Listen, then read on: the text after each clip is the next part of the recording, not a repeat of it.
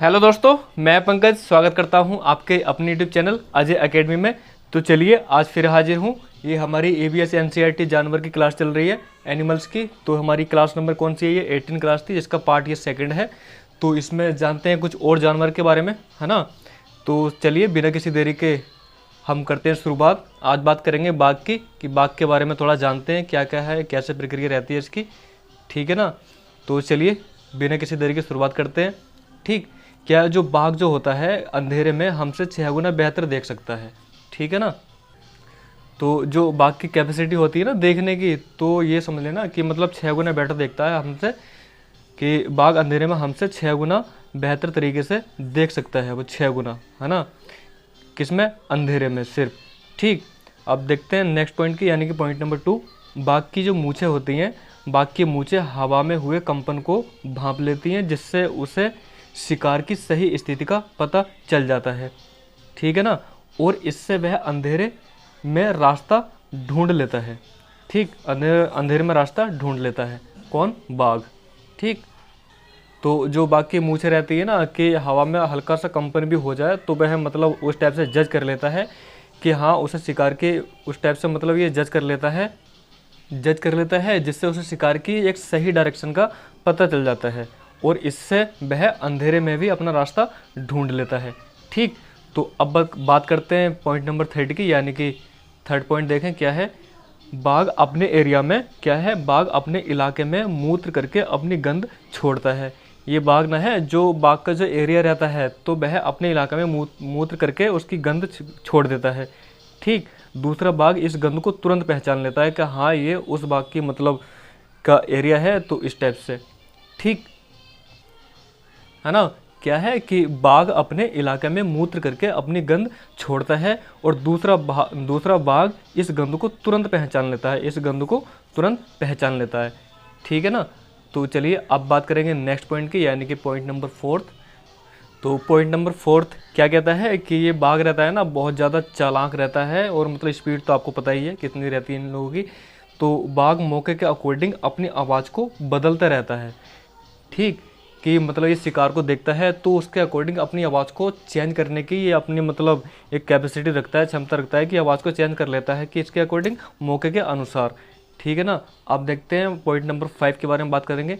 जो बाघ की गुर्राना होता है ना, कि चीखना टाइप का वो निकालता है अपने अकॉर्डिंग, तो बाघ का गुर्राना 3 किलोमीटर डिस्टेंस तक सुना जा सकता है ना।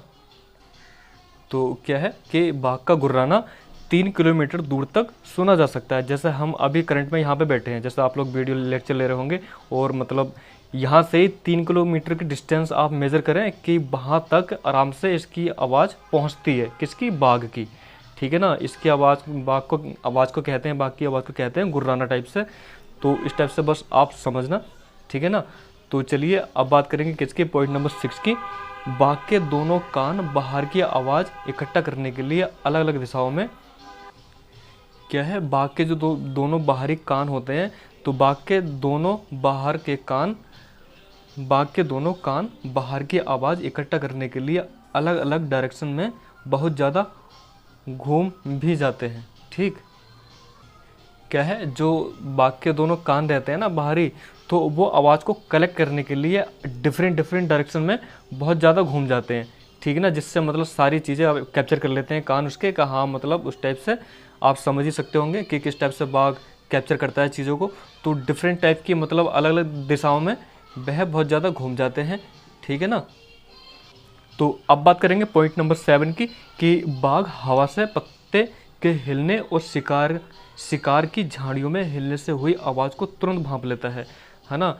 जो बाघ जो रहता है ना, जो हवा से पत्ते वगैरह हिलते हैं, है ना, क्या है, हवा से जो पत्ते हिलते हैं, शिकार की झाड़ियाँ वगैरह जो भी हल्की से हिलती हैं, तो वह उनकी आवाज़ों से तुरंत जज कर लेता है कि हाँ कोई शिकार है करके, उस टाइप से। ठीक है, शिकार है या फिर शिकारी आ रहा है। उस बाघ का खुद का भी शिकार रहता है, तो उसको डर रहता है इस टाइप से। तो बाघ ना हवा के पत्तों से भी, जो हवा के थ्रू जो पत्ते हिलते हैं, तो उससे ही वह जज कर लेता है कि हाँ, इससे ये जज कर लेता है हिलने की आवाज़ से, मतलब वह हिलने की आवाज़ को तुरंत भांप लेता है। भांप मतलब वही जज करना हो गया, उस टाइप से।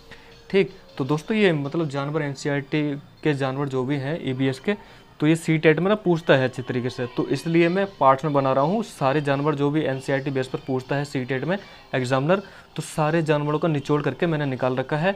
तो इसको कई पार्ट्स में मैं करा रहा हूँ, ठीक है ना, कि एक वीडियो में एक ही पार्ट में करा के कोई फ़ायदा नहीं है कि आप भी बोर हो जाओगे, इसलिए थोड़ा थोड़ा पढ़ो और बिंदास तरीके से अपने माइंड में आराम से कैप्चर करके रखो, ठीक है, यानी आई मीन होल्ड करके रखो अच्छे से बिंदास तरीके से, ठीक।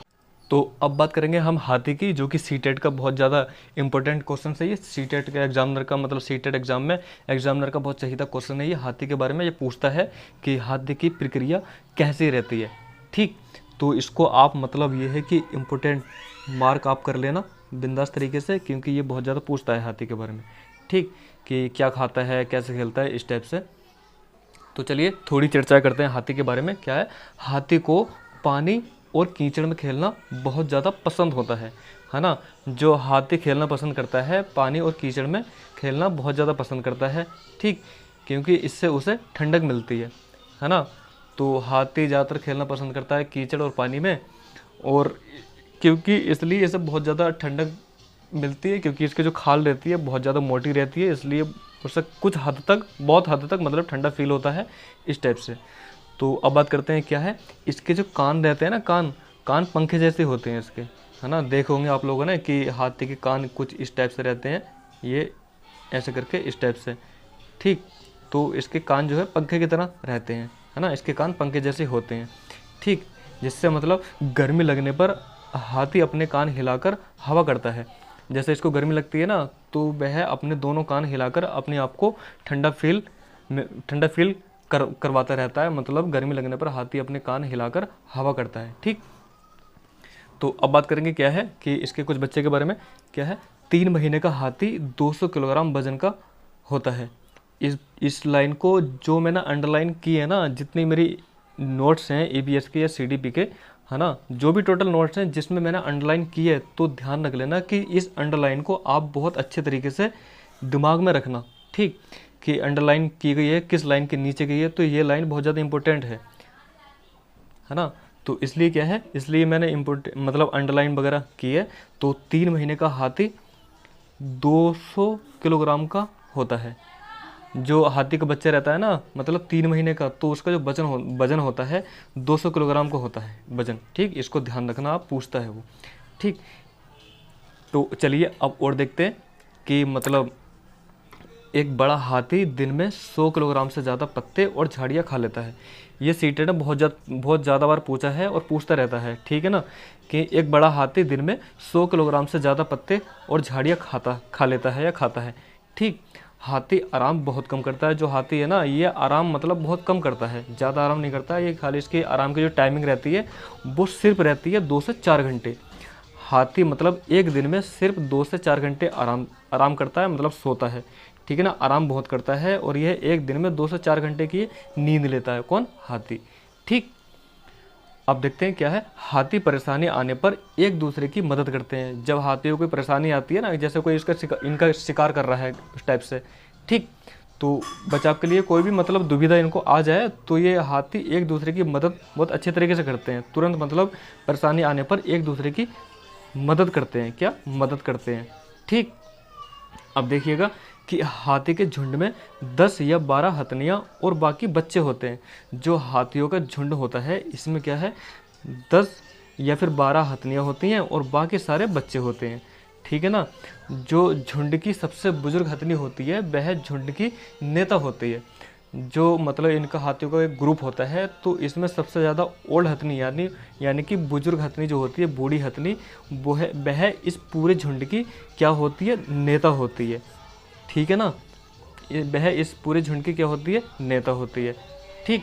अब देखिएगा कि हाथी 14 से 15 साल तक झुंड में रहता है, फिर वह झुंड को छोड़कर चला जाता है। तो हाथी के ग्रुप में जो मतलब हाथी रहता है ना, तो वह 14-15 साल तक ही रहता है। उसके बाद मतलब झुंड को छोड़ देता है और मतलब यह झुंड छोड़कर चला जाता है। फिर हाथी और हथनी और उसके बच्चे वगैरह रहते हैं, ठीक। तो चलिए अब बात करेंगे उसकी लंगूर की। ये भी थोड़ा पूछता है, ये भी इम्पोर्टेंट है कि जितने भी जानवर कराऊंगा वो सारे इम्पोर्टेंट ही हैं, कि हो सके तो बिंदास तरीके से आप याद करना कि जब एग्ज़ाम में आप बैठो तो आपको कोई दिक्कत फील ना हो, चाहे सब्जेक्ट कोई सा भी हो, मैथमेटिक्स हो या फिर हिंदी हो या CDP या फिर आपकी लैंग्वेज फर्स्ट और सेकंड जो भी हो सेलेक्ट की हो आप लोगों ने, हिंदी या फिर इंग्लिश, तो आपको कोई दिक्कत ना हो, ठीक, उस टाइप से कि आसानी से मतलब EVS के सारे जानवर आसानी से क्लिक कर दो और फटाफट आप अपने आंसर क्लिक कर पाओ OMR सीट में, ठीक है ना, OMR सीट में, ठीक। अब बात करेंगे थोड़ा लंगूर के बारे में। लंगूर के बारे में थोड़ा जानो कि जंगल में ऊंचे पेड़ पर बैठा लंगूर अपने पास आती हुई मुसीबत को देखकर एक खास आवाज़ निकालकर अपने साथियों को संदेश देता है और उन्हें चौकन्ना करता है, ठीक है ना, कि लंगूर का बस इतना रोल लेता है कि मतलब जो जंगल में ऊंचे पेड़ पर बैठता है। लंगूर क्या है, लंगूर की एक कंडीशन है कि लंगूर जो है मतलब सबसे ऊंचे जंगल में ऊंचे पेड़ पर बैठना पसंद करता है, ठीक। जैसे कोई दुविधा टाइप की आ जाए, है ना, कोई मुसीबत आ जाए कि अचानक कि ऑकवर्ड फील हो जाए मतलब उसको लंगूर को, तो कि हाँ अचानक वह ऐसे मतलब इनवाइट करता है अपने दोस्तों को कि एक खास तरीके की आवाज़ निकालता है जिससे वह मतलब एक मैसेज देता है उस आवाज़ के थ्रू अपने साथियों को सबको चौकन्ना करने के लिए कि हाँ भाई होशियार हो जाओ करके, तो कुछ दुविधा या फिर मुसीबत आने वाली है उस टाइप से। तो सारे उसके दोस्त जो भी हैं उसके साथी वगैरह सब चौकन्ना हो जाते हैं, तो एकजुट होकर उस प्रॉब्लम को फेस करते हैं और किसी अदर प्लेस पर चले जाते हैं, ठीक है ना। तो दोस्तों ये रही लंगूर, हाथी और बाघ की बात, जो कि CTET के लिए ज़्यादा इंपॉर्टेंट है। तो आप जितने भी जानवर कराऊँ, है ना, तो आप अच्छे से याद करना। तो ये हमारी आज की क्लास का हो गया पार्ट सेकंड, ठीक, ये पार्ट हो गया सेकंड। तो कल लाऊंगा थर्ड पार्ट, है ना। तो बने रहें बिंदास तरीके से अजय एकेडमी के साथ, ठीक। तो आपने इससे पहले कि EVS या फिर CDP की या फिर मैथ की कोई क्लास ना देखी हो तो आप लोगों से रिक्वेस्ट है कि आप चैनल की प्लेलिस्ट में जाएं और सारा सिलेबस अपना देखें किस टाइप से, कि ये जो हम CTET की तैयारी करा रहे हैं वो सिलेबस के अकॉर्डिंग है, कि बस सिलेबस के अकॉर्डिंग ही पढ़ना चाहिए, कि फालतू पढ़ के कोई फ़ायदा नहीं है ना। कि बस ये CTET क्रैकिंग एग्ज़ाम है, सर्टिफिकेट है बस ये सुपरिटेंडेंट बैठने के लिए, तो कुछ खास नहीं है जो भी है, बट है इंपॉर्टेंट। इसको CTET को हल्के में मत लेना कि बस एवं ही निकल जाएगा, एवं ही नहीं निकलता है, ये बहुत दिक्कत आ जाती है इसमें। तो जब तक ना पढ़ोगे तो दिक्कत रहनी है, और पढ़ लोगे तो फिर फर्स्ट अटेम्प्ट में ही निकाल पाओगे, ठीक। तो चलिएगा बिंदास तरीके से बने रहें, बिंदास तरीके से अजय एकेडमी के साथ, ठीक। तो वीडियो देखने के लिए बहुत बहुत धन्यवाद, है ना। तो मिलते हैं नेक्स्ट वीडियो में एक अच्छे टॉपिक के साथ। टॉपिक क्या है, इसका ही पार्ट थर्ड आएगा, जो कि कुछ जानवर और रह गए हैं जो कि CTET के लिए बहुत इंपॉर्टेंट है, ठीक। EVS NCERT के बेस पर सारे जानवर निकाल रखे हैं, तो पार्ट थर्ड में कवर करने की कोशिश करेंगे, अदरवाइज़ पार्ट फोर्थ में आपके सारे जानवर कंप्लीट हो जाएंगे, ठीक। तो चलिए वीडियो देखने के लिए बहुत बहुत धन्यवाद, मिलते हैं नेक्स्ट क्लास में, तब तक के लिए बाय। और वीडियो अच्छी लगी हो तो आप चैनल को सब्सक्राइब करें और वीडियो को लाइक करें, ठीक, और अपने दोस्तों को ज़्यादा से ज़्यादा शेयर करें, ठीक है ना। चलते हैं, फिर मिलते हैं, बाय।